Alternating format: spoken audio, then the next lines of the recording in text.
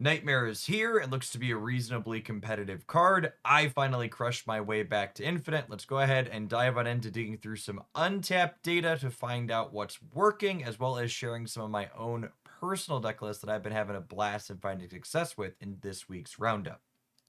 We kick off my Jeff's picks this week with my favorite Nightmare deck I've played so far, featuring him as another way to mitigate the Sentry and occasionally Gladiators and Cull Obsidian's downside. My big takeaway from playing this deck list and finding success with it is that you don't have to be doing anything big and crazy with Nightmare. While things like Giganto, Infinite, and Red Skull are fun, he generates a ton of value on things like Gladiator, Sentry, and Cull, especially considering there's a lot of really potent tech cards at those energy costs that generate a ton of cube equity when you swap them onto a large body. All the details in a deck list like this kind of get tied together by the fact that Merlin as well as Circe not only work to mitigate the Sentry's downside when Nightmare's nowhere to be found, but they can also clean out Nightmare's detrimental body as well as Hood, giving this deck a ton of sweet little synergies that all kind of come together in a package that tends to feel fairly powerful. My second just pick is one that I think's been around long enough that I can call it an old favorite. Victoria Hand plus Frigga is one of my absolute favorite ways to play Marvel Snap. These deck lists that are loaded to the brim with lots of cheap cards, giving you a ton of interesting sequencing decisions in the later turns, often letting you outplay your opponent or catch them off guard with a power output that they're not expecting.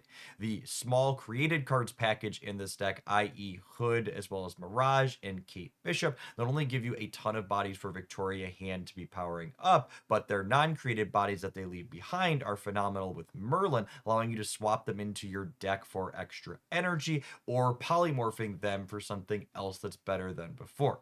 Antivenom and Moonstone are the top end of this particular build, and they provide power and cube equity in different ways. Moonstone obviously makes her ongoing effects more potent, and Antivenom gives you another fantastic target for Frigga to be copying, and has synergy with Luke Cage, which is one of our tech cards that can catch our opponents off guard. Speaking of those, we pair Luke Cage with Shadow King, so that way we've got a couple of cards that give us the ability to interact with our opponents in the games where our scrappy points aren't going to be quite enough to get over the top of them.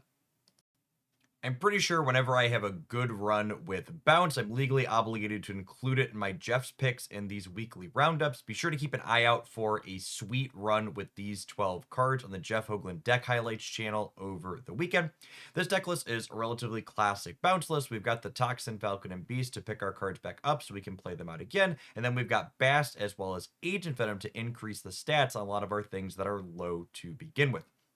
One call out that I really liked about this particular deck list that made it feel good is that in addition to Hitmonkey, we are playing Sage as our second way to add big stats to the board. The upside of this, as opposed to something like a Bishop or a Collector like we see in other bounce deck lists, is this allows us to hold all of our power until the very end of the game, often setting up a Beast on turn 5 so we can play out one drops alongside these two threes on that last turn, giving us a big flourish that's really difficult for our opponent to predict where it's going to go. It also means we're excellent at dodging the reactive tech cards such as Killmonger and Shang-Chi, since this build is stellar at throwing priority since we're not committing stats to the board particularly early.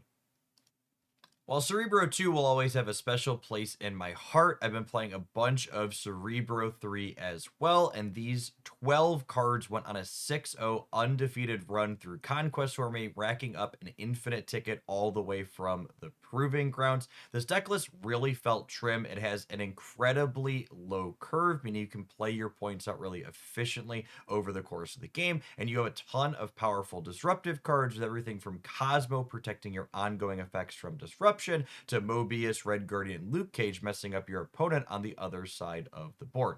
One really strong axis this deck has to offer is that between Scarlet Witch and Quake, you have so much location control that the deck list is incredibly low variance because you get to reroll, mitigate, or move around one of the highest variance aspects that Marvel Snap has as a game. The fact that Cerebro now gives +3 in tandem with Bass means that it's really easy to get 27 points in two different locations while simultaneously disrupting whatever your opponent has going on for a truly deadly combination. As we move into the high potential category, we have deck lists that have really promising stats, and albeit smaller sample sizes on Untapped so far, they could be the next big thing, but they could also level out a little bit more as they grow in popularity from being highlighted in videos like this one. This first deck list, Cerebro 6, I had to double and triple check my settings, and it had really reasonable stats for a couple different slices in that smaller sample size asterisk. From a pure theory standpoint, this deck list has a lot of kind of appealing things going on. You have Luna Snow ramping you up into Sarah, letting you spew out power at the end of the game, and the combination of both Malekith and Iron Lad means that you're able to find your Cerebro namesake very consistently. Untap here still has a small visual issue. Omega Red was actually buffed to 6 power in our last OTA, so it gets that power bonus that it can then spread out across the board once you have that Cerebro buff buffing your board up. I really like this deck list decision to play a couple of tech cards at the bottom end of its curve in Luke Cage as well as Cosmo as ways to both protect your powerful ongoing things and mitigate location variance in the case of Luke Cage. Speaking of ramping into Sarah, our next high potential deck list not only has her, but Infinity Ultron as well, in tandem with Jennifer Kale and Luna Snow, as well as Agamotto's 3 energy ramp spell to let you play these really powerful 5s a turn early. Once you get set up with them, you have Quinjet as a way to discount your created cards even further, and then a small package of things like Iron Patriot and Valentina that can pump out unpredictable stats that you get to have at reduced rates as well. King Atiri's a notable call out here because he's going to guaranteed fish you up one of Agamotto's spells out of your deck. Definitely a must have with this wizard so you can gain more consistent access to spells that otherwise are powerful but make your deck a little bit higher variance.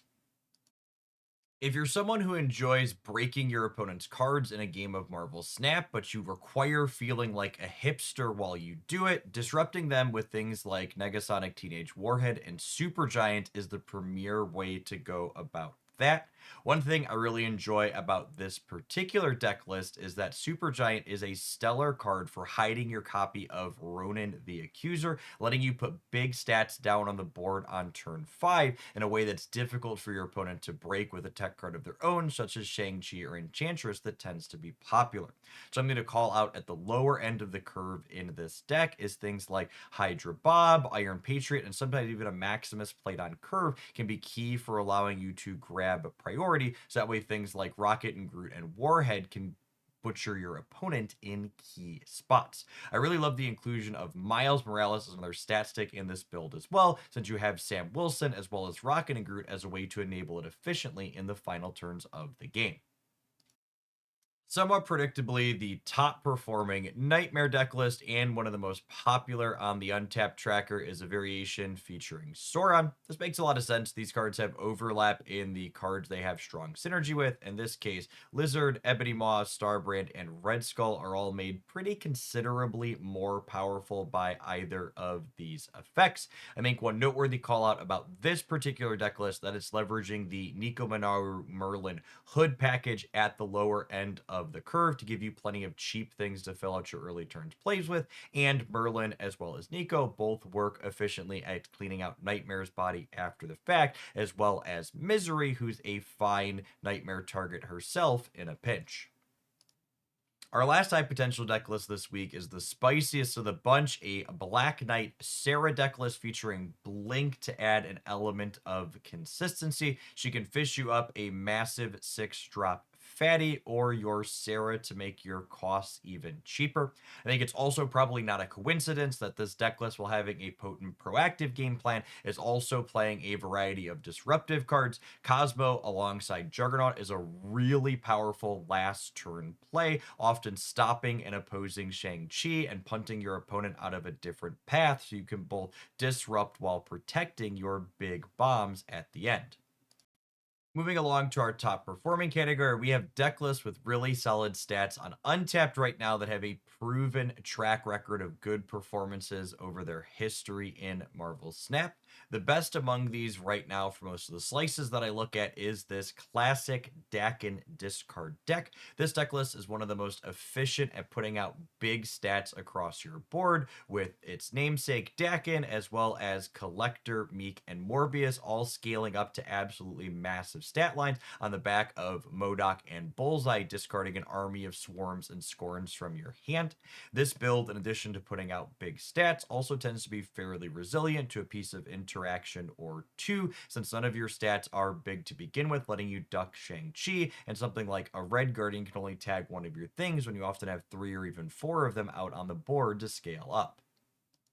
Our second top performer this week is the Jane Foster Mr. Negative deck. I don't think it's a coincidence that some of our best performers for a lot of the data slices that I look at are these linear decks pumping out raw stats capable of going over the top of what Nightmare decks are able to do a lot of the time. While those deck lists seem reasonably competitive by the metrics, these are definitely some of the best ways to be attacking the new shiny thing going on in Marvel Snap without directly breaking their toys.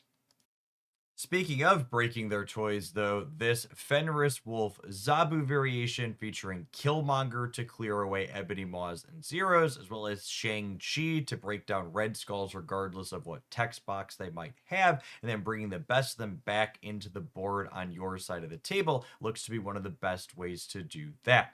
One interesting piece of technology in this list is the inclusion of Mr. Sinister. Not only does this card have synergy with both Galacta as well as Gwenpool, doubling up their bonuses, but if you choose to play him out early, he's two bodies for you to either polymorph or once in future away with Merlin for some good clean value.